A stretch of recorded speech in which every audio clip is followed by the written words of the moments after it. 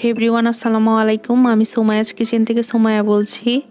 আজকে আমি আপনাদের সাথে শেয়ার করব চকলেট স্পঞ্জ কেকের রেসিপি। এই কেকটা ডেকোরেশন করলে 1.5 পাউন্ড হবে। আমি 8 ইঞ্চি মোল্ডে এই কেকটা বেক করব, এতে করে কেকটা পারফেক্ট হবে।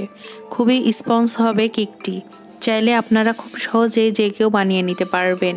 এই কেকটা আমি আটা দিয়ে তৈরি করে দেখাবো, আপনারা চাইলে ময়দা দিয়েও বানিয়ে নিতে পারবেন। চলুন দেখে নিই কীভাবে তৈরি করতে হয় এই কেকটি।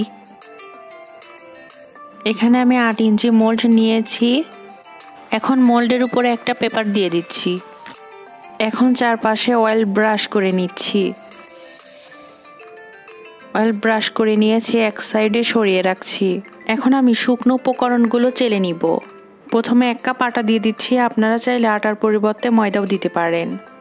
1 চা চামচ বেকিং পাউডার দিয়ে দিচ্ছি। 1/2 চা চামচ বেকিং সোডা দিয়ে দিচ্ছি। এখানে আমি 1 টেবিল চামচ মালয়েশিয়ান কোকো পাউডার নিয়েছি। এই কোকো পাউডারের ফ্লেভার আর কালারটা অসাধারণ, আপনারা অবশ্যই মালয়েশিয়ান কোকো পাউডারটা দেওয়ার ট্রাই করবেন। এখন সব উপকরণ একসাথে চেলে নিচ্ছি।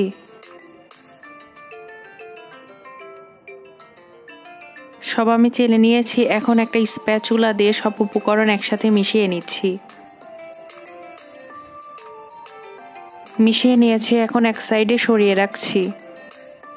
এখন একটি বলে রুম টেম্পারেচারে রাখা 3টা ডিম দিয়ে দিচ্ছি। আপনারা অবশ্যই রুম টেম্পারেচারে রাখা ডিম ব্যবহার করবেন, এতে করে ডিমের ফোমটা পারফেক্ট হবে। ডিম ফ্রিজে থাকলে 1 ঘন্টা আগে বের করবেন, তা না হলে কেকের ফোমটা পারফেক্ট হবে না। এখন আমি ডিমের সাদা অংশ থেকে কুসুমগুলো আলাদা করে নিচ্ছি।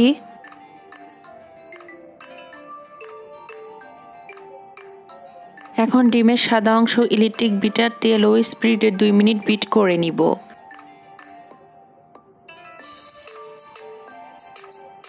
2 মিনিট আমি বিট করে নিয়েছি। এখন আধা কাপ চিনি দিয়ে দিচ্ছি। একবারে আমি চিনি দিব না, 2-3 বার করে অল্প অল্প করে দিয়ে চিনিটা আমি মিক্সড করে নিব। এখন মিডিয়াম স্পিডে 4-5 মিনিট বিট করে নিব। আপনারা অবশ্যই ধীরে ধীরে বিট করে নেবেন। আমি বিট করছি আর স্প্যাচুলা দিয়ে মিশ্রণটা একসাথে মিশিয়ে নিচ্ছি, আবারও বিট করে নিচ্ছি। এখন আমি 1/3 কাপ সয়াবিন তেল দিয়ে দিচ্ছি, আর যে 3টা কুসুম উঠিয়ে রেখেছিলাম এই 3টা কুসুম দিয়ে দিচ্ছি। এ পর্যায়ে ইলেকট্রিক বিটার দিয়ে 25 থেকে 30 সেকেন্ড আমি বিট করে নিব। মনে রাখতে হবে কোনোভাবে ওভারবিট করা যাবে না, এতে করে ফোমটা নষ্ট হয়ে যাবে।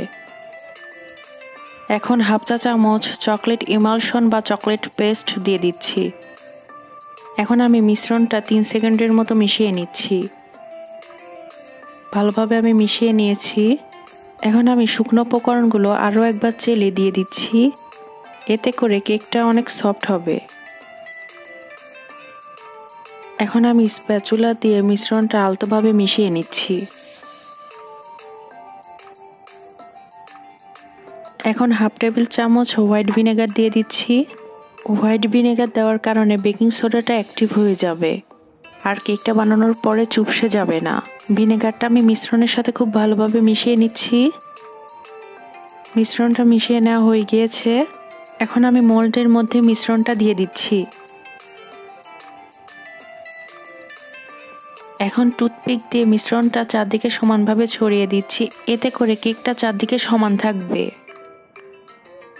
মোল্ডটা ট্র্যাপ করে নিচ্ছি, এতে করে ব্যাটারের মধ্যে এয়ার বাবল থাকবে না। এখন বেক করে নিব। চুলায় একটি হাঁড়ি বসিয়ে 5 মিনিট প্রি হিট করে নিয়েছি। এখন ঢাকনা উঠিয়ে একটা স্ট্যান্ড বসিয়ে দিচ্ছি। স্ট্যান্ডের উপর আমি মোল্ড বসিয়ে দিচ্ছি। ঢাকনা দিয়ে ঢেকে দিচ্ছি। ঢাকনা ছিদ্র অংশ আমি লবঙ্গ দিয়ে বন্ধ করে দিয়েছি। 45 মিনিট আমি বেক করে নিব। 45 মিনিট পর আমি ঢাকনা উঠিয়ে নিচ্ছি। এখন একটা টুথপিক দিয়ে চেক করে নিচ্ছি কেকটা পারফেক্ট হয়েছে কিনা। টুথপিকটা আমার ক্লিন বের হয়েছে, এতে বোঝা যাচ্ছে কেকটা আমার পারফেক্ট হয়েছে। এখন চুলা থেকে নামিয়ে মোল্ড আউট করে নিব। কেকটা ঠান্ডা হয়ে এসেছে, এখন আমি মোল্ড আউট করে নিব। দেখুন কেকটা কতটা সফট হয়েছে। এখন আমি 3 ভাগে ভাগ করে নিব। রেডি হয়ে গেল চকলেট স্পঞ্জ কেক। আপনারাও ট্রাই করবেন, কেমন হয়েছে জানাবেন। ধন্যবাদ সবাইকে।